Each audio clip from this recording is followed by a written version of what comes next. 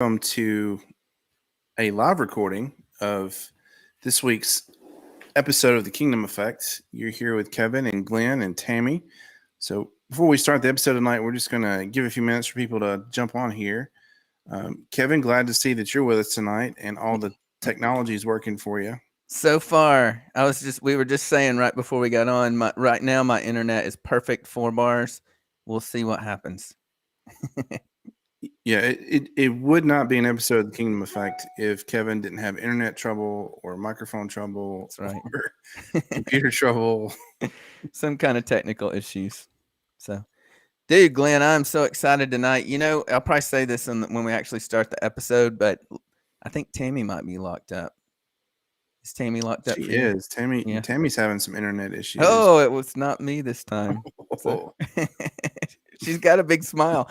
Why does when mine locks up, it's the stupidest face you could ever imagine. And when Tammy locks up, like you just took a big lick off a lemon or something. And Tammy locks up and it's like a beautiful smile. It's just not fair. It's not fair. So we'll give her a minute to get back on. But you may want to shoot her a text and let her know. Yeah. Look at that smile. We lost her. Oh, she'll be back. All right, let's try this again. See, guys, what we say. It's not a Kingdom Effect episode without some tech. Hey, we talked about adventure last week. You just got to live the life of adventure. So let me tell her to tell her to click back in. There's not a reason why we lost her, was there? Like getting on Facebook Live shouldn't be a reason. I don't think so. It just looked like her internet signal was weak. Okay, cool. So anyway, hopefully we'll get to do this tonight. But I'll say this again. Here she comes. Yay! Oh, you go. I turned her. There you go. Hey, you're back. Hey. You had the most beautiful smile when you locked up. And I was just saying, if that was me that locked up, I would look like a freaking idiot. No question about it. That's so funny. And I was just about to say I had 4 bars too. So I don't know what happened. That's hilarious. Well, you guys, I'll say this again once we get the episode started in 1 minute. But we've talked about Tammy at least half of our episodes since we've been recording. So, hey there. What's your name? This is Ainsley. Ainsley, cool. Yeah. Okay. So it's so great to actually have you on. So, all right. You guys ready to get rolling here? Yeah, let's do it. All right, Ken. Whenever you're ready, there, kick us off. Oh, I'm kicking us off. You're kicking us off. I'm kicking us off. So, you ready to go? Here we go. All right, Facebook Live. We're going live, so we're thrilled to have you with us. Hey guys, welcome to the Kingdom Effect podcast. This is Kevin Beasley, and I'm with my big buddy Glenn Buckshot Buckley. What's up, Buckley? Man, nothing but the rent. Nothing but the rent. Man, I heard you. Rumor has it you did a little bit of work today. Just a little, not much. I didn't want to overexert myself. Yeah, so. I'm sure 3 hours would have just overdone it for you, right? Yeah. Did you fly the drone today? I did not. I did get to fly it earlier this week and actually had to request permission from the FAA because I was in controlled airspace. Yeah, that's dangerous. If you if you pass your exam and get your license, that probably wouldn't be as big of a deal. Yeah, the only reason I need to take the test and get my license is so I can make money with it. I can't do that yet. Yeah. Well, cool. Well, guys, I am super excited. We have probably talked about our guest tonight. I was thinking back earlier, and we've had 9 episodes, and I think we've at least talked about Tammy for 5 out of those 9. Really? At least 1 or 2 sentences. So at least once a week. Yeah, at least. So we're super excited to have Tami Majtan on with us today, who didn't actually start a ministry, but she launched a new city of a ministry, a national ministry called Scarlet Hope. And you guys are going to love listening to her story. She's one of my favorite people in the nonprofit world to talk to. And Tammy, right up front, by the way, thanks for being here with us. We're thrilled to have you. But right up front, I owe you an apology because a couple of times I said something horrible about you, and I said that you're kind of the quintessential soccer mom. Yes. Thanks a And lot. the first time you heard me say that, you thought, what? Right? What was your thoughts? Yeah, I can roll my eyes at that one. No, I think a soccer mom, that's what Prissy and Rich and Minivan and all the stuff. And I feel like that is so not me. But thanks, I guess. I don't know. Now, I don't know. When I hear soccer mom, I do think minivan. Like that's the first thing that comes to mind. Yeah. And then I just think of a poor mom who is just pulling her hair out from having to go from soccer practice to cook dinner to doing homework. It's just, that's what I think when I hear soccer mom. No, you take it the total opposite. Yeah. Interesting. Yeah. Uh-oh. We're losing everybody here tonight. I don't know where Kevin went. We lost Kevin. Par for the course here at the Kingdom of. Well, it's like a love-hate relationship with technology, right? I'm telling you. We hate it. I'm telling you. So hey, while we're waiting on Kevin, Tammy, I'll keep it going here. So tell us a little bit about what you do and what your ministry is and how you got started. So Scarlet Hope, our mission is to share the hope and love of Christ with women working in the adult entertainment industry. So Scarlet Hope as a whole, there's 6 different cities. I was the 5th one to launch, and actually there's 7 now. Just last week we launched Denver. So it started in Louisville, Kentucky, and I might get it out of order, but it's Louisville and Reno and Vegas and Greater Cincinnati and here in Nashville, and then Miami, and then we just launched Denver. So Wow. we're all under one network, but we're all individual. We're all on our own. So we all have our own 501c3. We're all like responsible for all of our own everything. So it's one of those where, okay, yay, I love these women and I want to just be a part of their life and share Christ with them. And then like, I felt like a little bird jumping out of the nest. Like I'm supposed to know how to do all of it. So it's been an amazing 2 years now since we launched in Nashville, and it's what I want to do. Like these women are my family. They're my girls. They're like, I don't want anybody to talk smack about entertainers at all because I take it personally. So it's been amazing how God has pulled me into this, because I grew up in a bubble. The Christian school, the Christian college, got the Christian Character Award in high school, which was ridiculous. And then barely even knowing how intimacy worked when you got married, like so knew nothing. And then having God call me into loving these women who, most of them have been abused, traumatized, raped, all that stuff, and walking into their world and walking alongside of them, I thought, who am I? How in the world? Why is God calling me to love them? And it has been quite the journey of God opening my eyes and showing me why he called me. And it's been, I started in Reno, Nevada, and then we launched here. So I've kind of been in this world for almost five years now. Wow. Yeah, I was kind of the same way with doing the trafficking stuff. I started to get offended by the word prostitute. And, then I started seeing, the survivors, I guess just being a guy, I started seeing them in the like daughters almost, that was kind of the heart that I had for them, doing that. So I know exactly what you mean. We're seeing them as people, yeah, right? Instead of this thing or this title. And that changes the whole ball game when you're with them. Absolutely. So are you guys planning on going to Memphis? Did you not talk about that? Maybe okay. I didn't see anything about that. No, I will go where the Lord wants us to go. I mean, Nashville, I think that would have to be its own city to launch there. Right now, we're sticking to the 3 clubs in Nashville, and then there's 2 it's right outside the Pulaski area. I forget what that little town's called, but there's 2 trucker stop clubs down there. And so we want to eventually reach the women there. And that's about in a night, the the distance that my team can drive to, you know. Yeah. So Nashville's a half hour from where I live, and then Pulaski area is about a half hour south from where I live. So that's kind of our stretch. So if we were to do that, we'd need other teams that live in those areas to be able to go out. So that would be fantastic. We want to be everywhere. How many people do you have right now?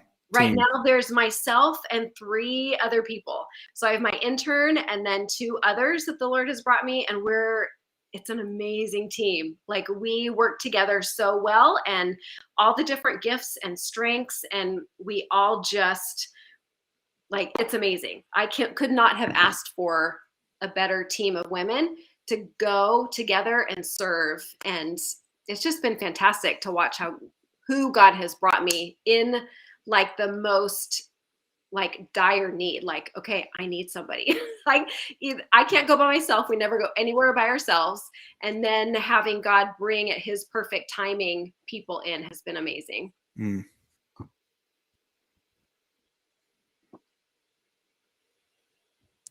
Can you guys hear me now? Yes, we can hear you. Okay. I remember when I first met you and was thinking about the dynamics and the logistics of how you work and going in.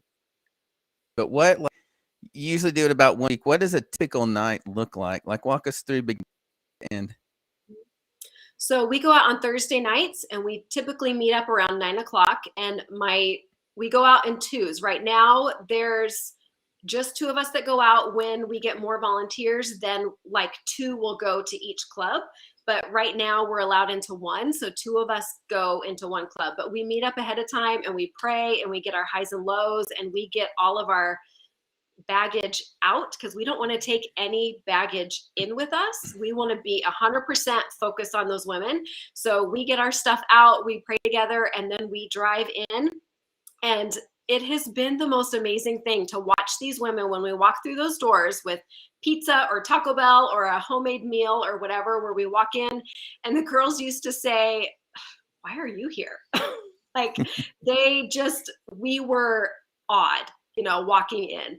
And then God's favor, and now over 2 years later, we have like a group of 10 women sitting at the table waiting for us before we even get there. And they come swarming, and we give each other huge squeeze hugs. So we walk in, we set up the food, we say our highs, we're hugging, we're asking them about their week. And then we just sit there and we serve them. And we just say, "How are your kids this week? How's tonight going for you? How was XYZ?" Whatever we know about them, And so it's taken the 2 years of slow and steady of building this trust with the women, where they're ready and they're happy to let their guard down to actually share stuff with them. Because, I mean, Glenn, you especially, they're in character, right? Yeah. When they're at work. Yeah. And so we go in, and for them to give us their real name is a big deal. And for them to tell us how many kids they have is a really big deal. So we're careful not to ask, "Where are you from? Where do you live?" Because that is none of our business until they want to share that with us. So, and then we're girlfriends at a coffee house talking back and forth, being careful to ask, not too personal questions. Mm-hmm. And so they're like now at the point where a girl just graduated from, she got her BA, she got it from college. And then she invited me and another girl off the team to drive up to Clarksville and go to her graduation party. Like, we're at this point with the women where they're wanting us to be a part of their life. And that's super exciting. And so Kevin knows this intimately. We just opened the doors to our resource center, and it blows my mind how God knew that these women were going to be ready for this right now. So they are craving more relationships with us, craving more resources. Like 90% of them don't want to be there, and they don't know how to leave. They're stuck. And so to give them a safe haven where they can come to and hang out with us and put their feet up and let their guard down and exhale for the first time ever and trust us, and just tell them, or help them see what they're good at. What are your dreams? What like, if you want to be here, what are some steps that we can help you with to get here? Because they're worthy of their dreams. They're worthy of a fantastic life, a life outside of where they're at. And they want that, but they have no idea how to get there. So it's really an honor to walk next to them and just kind of be an eye opener for them, that you can dream like that. And that can be tangible. Let's do this so you can do that. Yeah, it's exciting. Yeah, let's talk about that just a moment.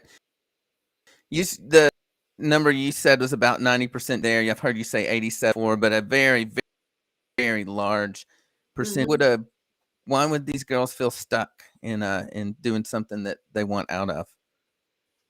It's the money, honestly. There's trauma, and there's the lies of Satan, and there's so many things that cause them to step through those doors for the first time. And when I was training in Reno, there was a book out at the time. It's not in print anymore, but it talked about how, and I don't even remember the name of it, but it talked about how the clubs hook these women so they don't want to leave. So their first night, they are put up on stage, they make thousands of dollars, and this light bulb goes off in their head like, oh my gosh, this is fantastic. Like, I could have this all the time. And then it slows down and they make less and less and less. And then they're looking at themselves thinking, okay, maybe I need to do more. Maybe I need to change my appearance. Maybe I'm not pretty enough. All these different things to strive to get back to where they were that first night. And they hardly ever get back there. Can they make good money? Yeah, but it's few and far between. And it's that almost like a gambling addiction, that maybe tonight's my night, that a guy will come in and I'm going to make $1,000, or 2,000 or whatever. So it's that gambling, that addiction, that draw that keeps them coming back every night. And if you don't think you're good enough to do anything else, and nobody has told you that you're worthy enough to do anything else, or you've tried and things have failed, and you keep coming back to this, it's scary to go from that to try to step out and try something new, because who wants to fail, right? Well, I was just going to say that, you said something earlier that when you guys first started going there, they didn't know what to think. And, what a lot of people don't realize is the people in this industry, they're not in a part of relationships where you're giving them something, and then but at the same time, you're not expecting them to give you something back in return. Like, every relationship they're in is transactional. Okay, you're giving me something, so now I've got to return the favor, so to speak. And so they're just not used to that type of love and relationship, and so it's foreign to them, and they don't know what to think about it. And then you certainly don't. Back to the questions you were saying you don't ask. I was sitting there thinking, because the first thing they think is, this is a cop. This is somebody trying to catch me or bust me or figure something out.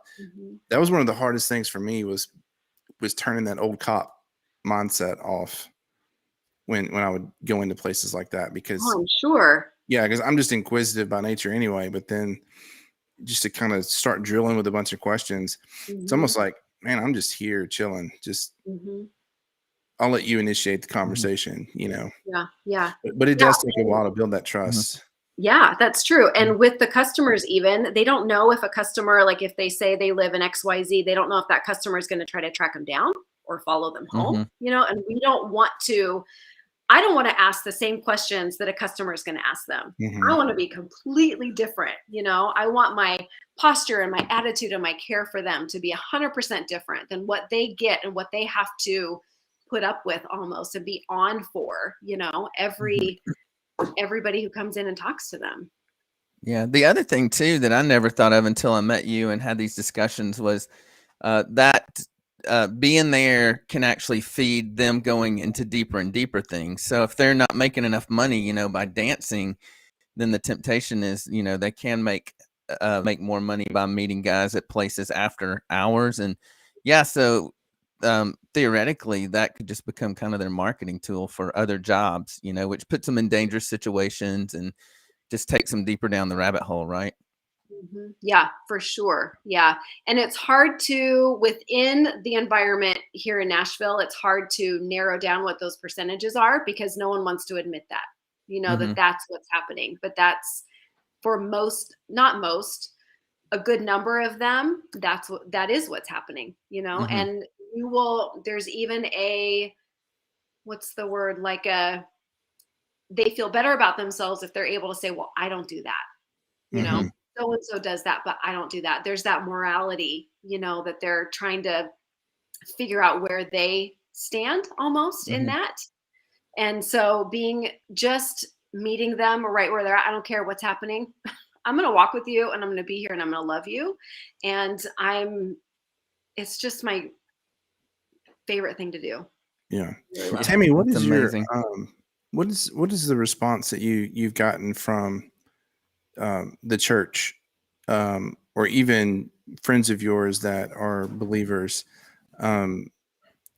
Is the church as a whole, are they we're going to kind of keep this type of ministry at arm's length, like we care about it, we love it, but it scares us to death. We don't know how to deal with it. Like, has that been your experience? Yeah, for sure. It's totally scary. Like when I was part of Scarlet Hope in Reno, I think I joined them when they were in year 4, and I don't think they had any church partnerships yet. And that's 4 years in, and then here, even in Nevada, I would send out emails or calls or whatever to different churches and I wouldn't get any response, or sorry, we're busy, like we have enough ministries right now, we're reach back out to us, in a couple months or whatever that is. And it wasn't until we started going to a new church and I had a meeting with our pastor here in Spring Hill and the missions director. And from moment one, they were on board. And actually the missions director is going to go with me on Thursday into the clubs because she just wants to learn more. She wants to know what we do. She wants to see it so she knows how to better support us. I haven't had that yet. That's been amazing. So there's most churches, from arm's distance. Do you need food? Sure. We'll help you. But as far as being able to come in and talk about the ministry to people, I haven't had that happen yet. So it's not taboo, but it's on that line of, there's kids around, how much do you share? How much do you talk about? So it's been really interesting. I didn't think it would be so hard to reach churches with what we're doing as it has been. That's been a huge surprise to me. Yeah, I think it's just one of those topics, like you said, that's kind of a, hey, there's kids in here kind of things. But then also I think it's one of those topics that the church is just, maybe there's a lot of members that are patrons of some of these places. And, or even from a mission standpoint, I feel like I've heard it said to me, oh, we can't do that because it's too dirty over there. Or somebody from the church down the street might see us in there and get the wrong idea, or that's kind of been some of my experience from the church.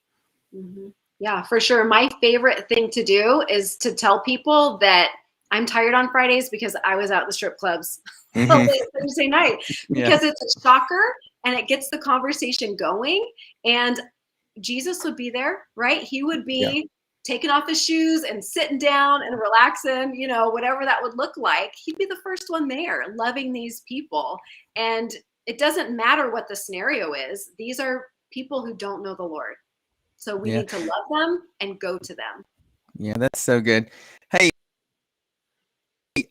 so just to defend my soccer mom, kind of that hit me. How that hit me is, I lost you earlier, but how that hit me was just listening to you tell your story where you did go to a Christian school or homeschool. Which one?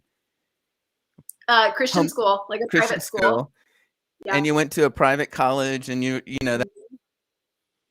that's kind of what you first presented to me, which kind of made that. There had to be a point where that you were one of the ones that didn't really know how to respond to someone that would have come in and said, I go to strip clubs for a ministry, right? So what was the process the process that you had to go through to overcome your prejudice against that. I think God called me. I think that is the most basic. So I was sitting in church in Reno, and the director in Reno had stood up. We went to the same church. I didn't know her yet. And she started talking about the ministry. And this is the first time in my life, apart from me knowing, like, I looked at my husband, my hunky husband back 25 years ago and said, I'm going to marry him. Like the first time I saw him. Apart from that, I haven't had any leading like this where it was as if God said, I want you to do this. And that scared the crap out of me. And I leaned over to Dustin in church and I said, I think I need to do this, hoping that he would say no. And he said, yeah, I think you do. Can you can you paint a picture or verbalize what that means? Like, you just knew what did that mean to you? Was it like just an internal? Yeah, it was. Yeah, it wasn't anything audible. It just was, I had this feeling, and I'd never had anything like it. So it was, I knew it was from the Lord. I knew it was a push. I knew it was, I had to do it. So I just signed up to serve. I read everything about Scarlet Hope on their website, which was very small at the time. I ordered a book that one of the women who Scarlet Hope in Louisville had reached, and she had gotten saved. She was like 60 and had been trafficked her whole life, late 50s, something like that, trafficked her whole life. No one had ever told her that she did not have to be in the club. And Scarlet Hope, Rochelle, the founder, was the first person to say, you don't have to be here. And that blew her mind. And so she got saved.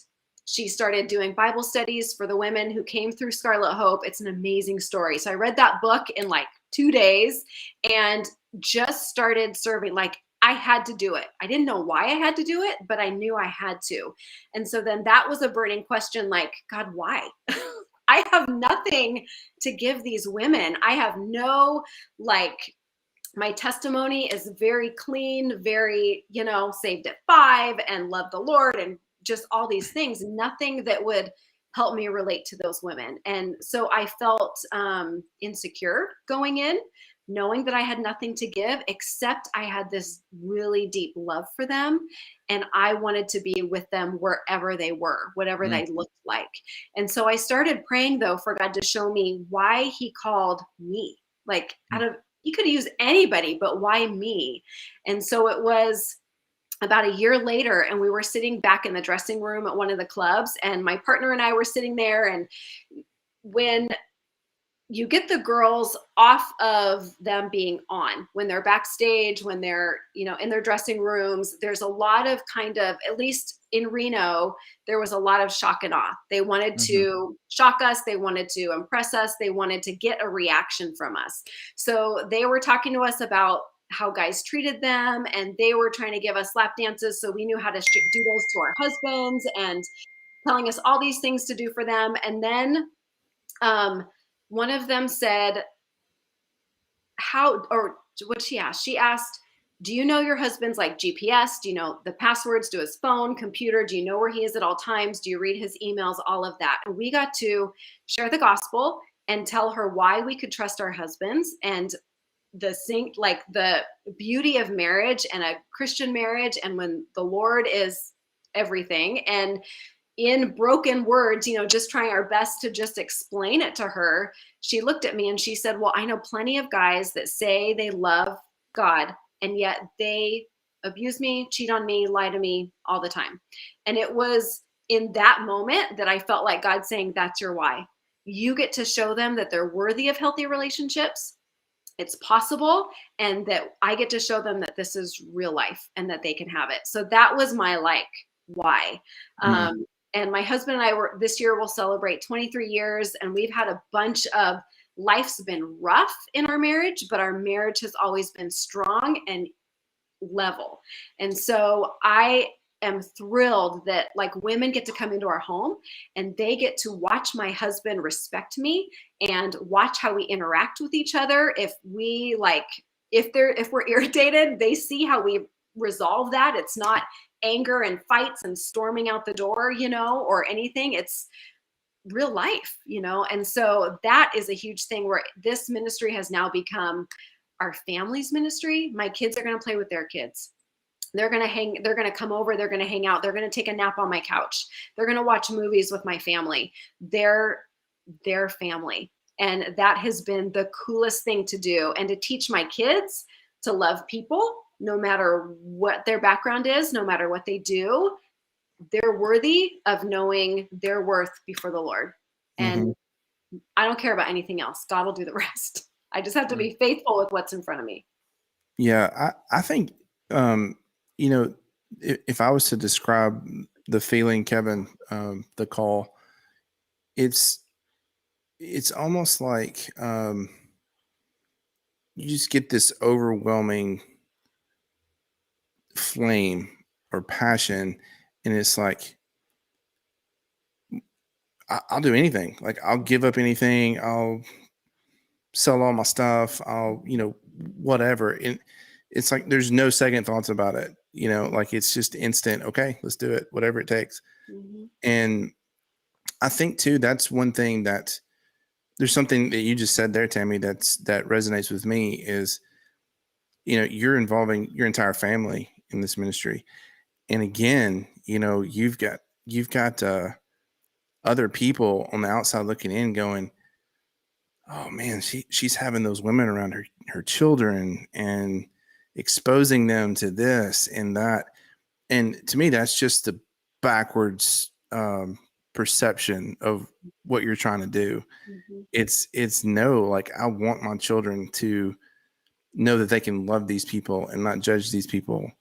And I just think that's awesome, because I found myself in the same shoes, having my children around what I did and things like that. And it's just, but Kevin and I talked about this before. My two oldest children are grown now, and they both, their occupations are occupations where they're in service to other people. And so, is that because I exposed them to, different things as they were growing up? I don't know. But I know one thing, they saw Dad do it. They saw Dad's passion to, to live a life of service to other people. And I can't tell you how many piano recitals that, we missed, and birthdays and this and the other because of out doing rescues. But, man, looking back, it's all worth it, because I see where they are today, and so there's that kingdom value that they got as a child, where maybe Dad didn't make every sporting event, but now there's this eternal value that's attached to them as adults. And that makes it so much better, because I used to beat myself up over that, like missing all this stuff. And I'm sure. Yeah, I was never around my kids as much as I should have been. And but looking back at it now and seeing where they are, it's like, okay, I get it. It was worth it. That's cool.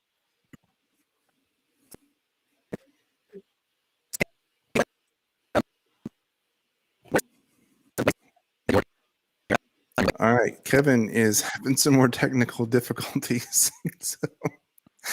So what about,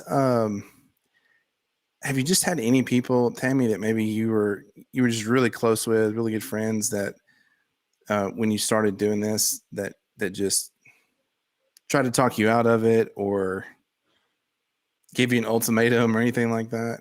I haven't had anybody try to talk me out of it. No, but they probably wouldn't do it themselves.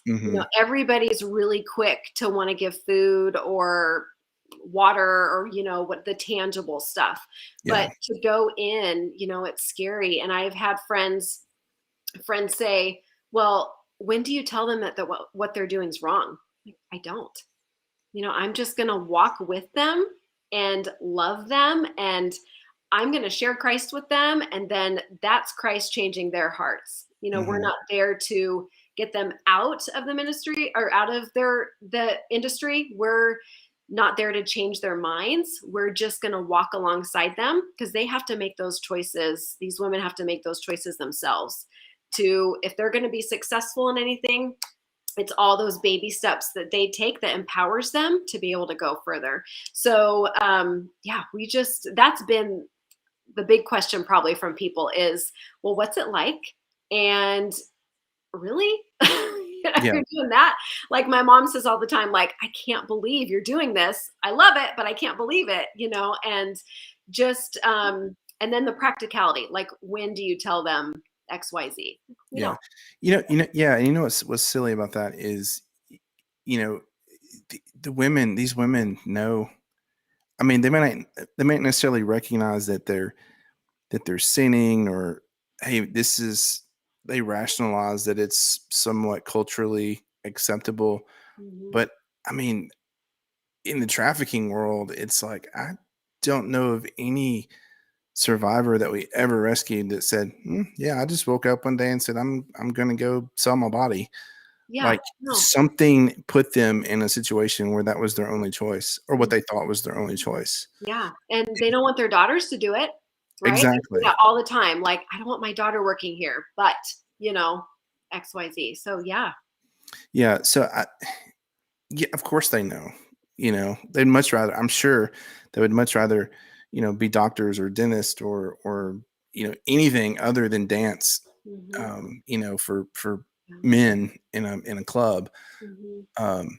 But I used to tell people, the the state law for trafficking in Tennessee uses the word force, Mm. but it doesn't really define force. Mm. And so, I used to tell people, a lot of people think that force is, some kind of threat of physical harm.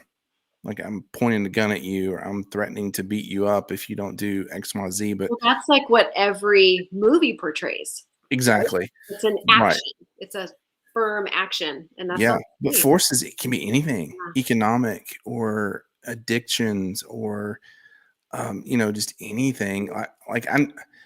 We rescued one survivor that had been, her, when she was a teenager, 12, 14, something like that. Her mom had sold her into trafficking for drugs. Mm. Well, here she is, 28, 14 years later, when we rescued her, and she just didn't know, Mm. because that's all she had known from age 14 to 28. And Mhm. there's others that, I had to feed my kids. I had to buy Mhm. diapers. I had to buy Mhm. formula. I had to, Mhm. put a roof over their head. And this is the only way I could make money, That for whatever quick reason. cash draw.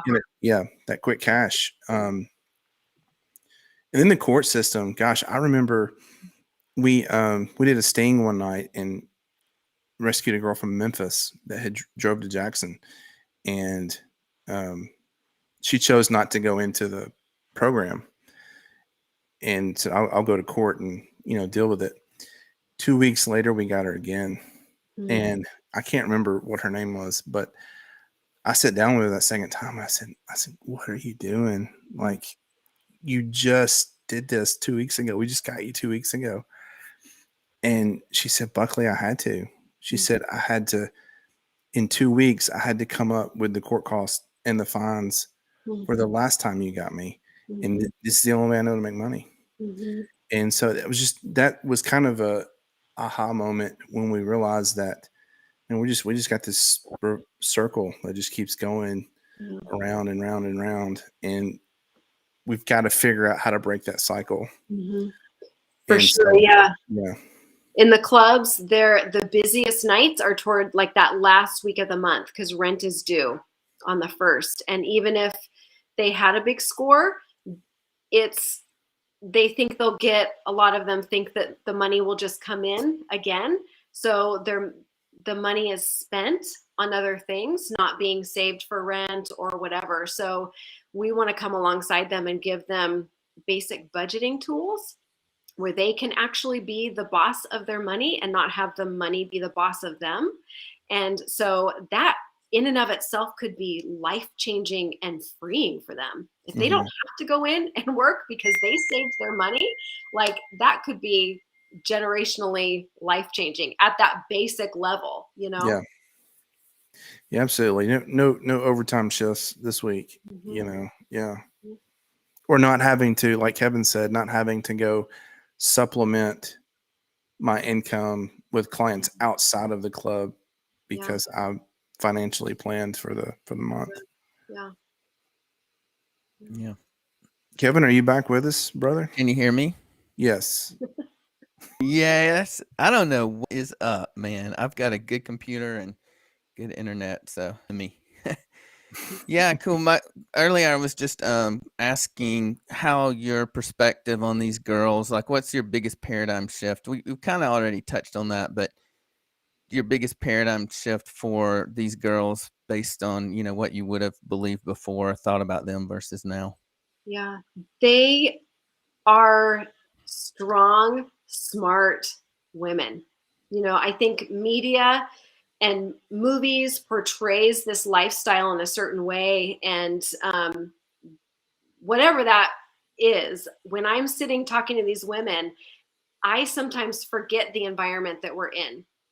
They are not much different from me. That they are college educated, they are smart, they're moms, they are hard workers, they have discernment, so that's been the biggest thing, is that I can forget where we're at, and I can forget about the trauma that has brought them there, or I can forget, like I can be talking to them and so locked in, and then I look up and, oh yeah, this is where we are. This is what brought them in, and that has been that has shocked me a lot, where you're used to, there's a majority of women who they're on something to get through their shift, that they're struggling, that, but it's the women who are not on them, that just talk normal, that make it really difficult to remember where we're at and why they're there. It's just, and to just forget that they need the love and support of everyone else, even though it's not as clear to see. Yeah. So that's been the biggest thing. And I've realized how defensive I feel about them. If there's ever in a movie or someone makes a stripper joke or whatever, I'm like, no, we're not having that. I want to, this is my family. These are my girls. I think I said this already. I am going to defend them. I don't care what it takes. And their lifestyle is, for a lot of them, very transient. They can come and go working as they please. They're independent contractors. They pay to work there, which people don't know that. A lot of people don't know. So they can work a whole shift and tip out, pay the house, pay for Uber there and back, and leave with not very much. But it's on them. It's their schedule. They say when they're going to be there, when they're not going to be there. So that it causes some flakiness. It causes, like, okay, I'm going to call you. We're going to meet up for coffee. Let's have lunch. Let's meet at so-and-so, or such and such or whatever. And then an hour later they show up or cancel last minute, that transient attitude. And a lot of people, or at least maybe the old me, would be like, forget that. They're not going to put the time in. I'm out. Those things make me love them more. You cancel, fine. I'm going to be there the next week, or whatever. So that surprised me too, is just I don't care what it is. I'm here and I'm not going anywhere, and I'm walking with you. And that's been fun. Yeah. That's also an indicator that's, just an affirmation that you're actually called to this. Like, it's something the Lord's put in your heart. I've had similar situations like that where, other people, even my wife or other people, might not understand why I put up with certain things, but it's just because that's who the Lord put before me, Yeah. And so you can't that's help awesome. it. Well, cool. Yeah.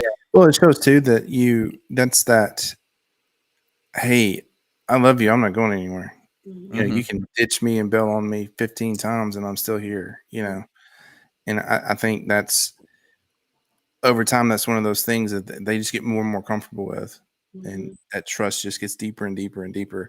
Because I mean, if you think about it, how many people in their lives have just given up on them or disowned them, even because of what they do. Yeah. And so I think a lot of times it's a test to see if they can push you away and get you to do the same thing. Yeah. Yeah, which is why you mentioned earlier why they like to shock you, right? Or initially like to shock you is to see if you were going to stick it out and how you're going to respond, which is actually not that much different from how Jesus treats us and relates to us, right? So, yeah, he just keeps coming back and keeps being there available for us when we keep screwing up and doing stupid stuff. So, Praise God. yeah, that's awesome. We talked about the fact that you just opened your resource center, which was awesome because I remember, and you knew this because you have so much support from your national network, but, we talked about what would move the needle most for your ministry, and you had said that it's so hard to really relate to them well in the middle of while they're working and all the energy that's going on in the club. So to be able to get them out of there and into another location was exactly what you needed, and the Lord was awesome to provide you with the resources that you were able to actually do that. So what are you thinking, what's next with the resource center, and do you have anything you want to talk about the resource center? So Which we want actually I shouldn't call it the resource center, right? And this is a cool story. It's one of my favorite stories, is that you kind of got what you're calling it from the girls, right? Yeah. They kind of Yeah. yeah. So yeah, whenever I would bring up resource center to the women in the clubs, their like eyes would glaze over. Like Yeah, nobody wants to feel like a project, and right. so I stopped calling it resource center, and we're Scarlet Hope Nashville, so I just decided I'm just going to call it Scarlets. So we're calling it Scarlets, and I was explaining what I want it to be to one of the women, and she said, "Oh, kind of like a safe haven." I'm all, Yeah. "Yes, a safe haven." So this is our safe haven for women working in Nashville's adult entertainment industry. So it is, when you walk in, like there's a registration area that the women would get signed in when they come. And then there's this like relax area. And we have a couch, we have a coffee pot, we have just like trauma informed care colors on the wall, and just almost looks like a living room. And so you walk in, and I want the women to relax, and we're gonna have workshops for them, where they can come on the same time and date every week. So Tuesdays from 2 to 4, our doors are going to be open, and we're going to do some kind of workshop. So it's going to be anywhere from, like, our first one next week is going to be something therapeutic, something neutral, something where they can come and they know they're not going to get preached at or whatever. And so we're going to do like hand knitting, where we're going to have pizza, we're going to turn on a chick flick, we're just going to hang out and have community. And one of the girls from the clubs is actually going to teach us how to hand knit. Wow. So she's super excited about that. So we're going to just sit there and relax and hand knit, and they're going to be able to go home and finish their blanket at home. And who doesn't love a blanket?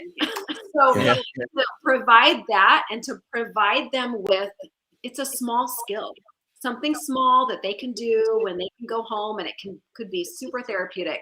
So we're going to start with that. And then we're going to do everything from things like that, even like how to decorate a cake, how to go grocery shopping and to stay in budget, how to do a budget. If you're struggling with anxiety, or how to sleep better, we're going to talk about those things. We're going to talk about how to do a resume. What are your skills? If you could do anything, what does that look like? And let's walk you through how to get there. And then even basic skills like, oh my gosh, rent is due in a couple weeks. Okay, well, let's talk through how you can get that money, instead of extreme stuff. So we just have a huge long list of things that we want to just empower the women with, so they feel strong enough and confident enough in themselves to take that next step to hopefully get out of the clubs. That's our goal, is for them to know Jesus and to want a different life, to change their life generationally and eternally. But God does that. We just are going to be faithful and love them and invite them in. And what's so exciting about the timing of this is it's going to be our hub. Like, our team would meet in a Cracker Barrel parking lot to pray and do our highs and lows. And now we have a spot where we can train all of our volunteers. We can have board meetings there. We can, whatever you guys need to, film your podcast or whatever, we got a room for you. We want it to be used for the Lord. and be safe for the women whenever they want to come. So we'll do counseling and stuff like that too. So it's really exciting. And there's a chance that maybe I'm not going to talk about that because if some of the girls do this, they might not know. Yeah. You know, Tami, there's a timing thing that could make this being open at this time is a really big deal, and God knew that. You know, I think if the other sites within our network, I don't think they've had a resource center open as quickly as God provided one for us. And I know that's just the Lord. It's not anything that I did. So that like blessed the socks off me. It's totally surprised me. And so I know that God is in it and leading the ministry where he wants it to be. You know, Tami, they a lot of people don't realize that sometimes, and I'm definitely pro scripture. Don't everybody listening, don't hear me wrong. But sometimes the worst thing you can do, especially in this industry, is start beating these girls to death with scripture. Mm-hmm. You know, one of my favorite quotes is by St. Francis, and he says, share Jesus with others, and if you have to, use words. Mm-hmm. And man, that just applies so precise to this industry. It really does. Mm-hmm. Yeah, we have to be very careful with what we say and don't say, because especially when we go into the clubs, we're going into their world. Mm-hmm.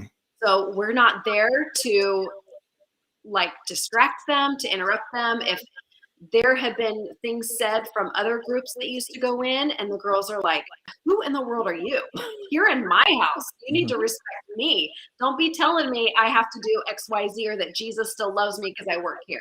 You know, we're not that way. And so I'm very proud the way that we go in and how God's allowing us to slowly build that safety and that trust. It's so important. You're right. Yeah. Tami, how can I've got your website down here on the screen, scarlethope.org. What are some ways that people can get involved with Scarlet Hope, whether it's donating financially or volunteering? What are some current needs that you guys have and ways that people listening can get plugged in if they want? Yeah, the biggest need is I need women, soldiers on the ground who are willing to go into the clubs with me. If you put a Nashville in front of scarlethope.org, nashville.scarlethope.org, that would take us to our own personal one off of that network. And there people can donate money. There's a how to volunteer link. There's a how to sign up to get to be on our weekly email list. And there we send out ministry updates and prayer requests and all that. So apart from just knowing about us and maybe wanting to volunteer with us, also helping spread the word. Like if you know I don't care what state they live in, tell people about us, because you never know who knows who. And so I think just that word of mouth, getting it out there, what we're doing. I have a great food team. I have an incredible board. But I think financial partnership and even business partnerships, because I would love to partner with businesses where they want to employ the women that we're working with to like as an internship or whatever, just to get them out. Apart from those things, going into the clubs with us is the biggest thing. That way we can reach everywhere that we want to reach. And then we'll be launching a text outreach, which will allow us to reach the women who have sex for sale ads online. So that way, those women that we reach, they'll be able to come into Scarlet's and get served that way. So that's another exciting thing why this hub is so important. So people on the ground to go with us. Yeah, that's so good. You are definitely one of the inspirations for us doing this podcast. So so after I remember the first time I met you, and I always say this about several of the nonprofits we work with, but you just walk in the room kind of unassumingly, and you look kind and gentle and sweet, and then you start talking about the ministry, and this passion just comes out, and it's so fun to watch you guys. And I remember specifically you were so inspirational to me because I definitely would not feel comfortable, obviously in a strip club, but in anything like that, it would be way out of my comfort zone. And if God asked me to do it, I would have to wrestle with whether or not to say yes. And you just like said yes, you just took it on and said yes, way out of your comfort zone. And so thank you for that. There's people that'll be in eternity because of you saying yes. And that means a ton. And, it inspired Glenn and I to just share these stories by others beyond us to say yes when God asks them to do something. Any of you guys listening, if you sense God calling you to do something, He will provide. He'll give you everything you need. So say yes. Trust me. It'll be difficult. It'll be sometimes excruciating, and it'll be worth it. So thank you so much for what you do, Tami. Thank you. So excited for you. And by the way, I went to the she had 2 ribbon cuttings for the new facility, one for general public and one for the girls. And at both of those, one of the girls made the cake that was at the ribbon cutting. So that was so cool. Yeah. So cool. Yeah, and she is like 100% on board, she's kind of like our Rahab.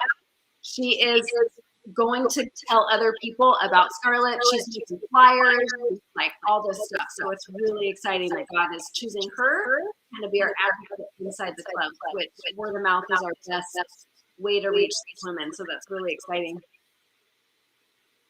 Awesome. Well, Tami, thanks so much for being on the show with us tonight.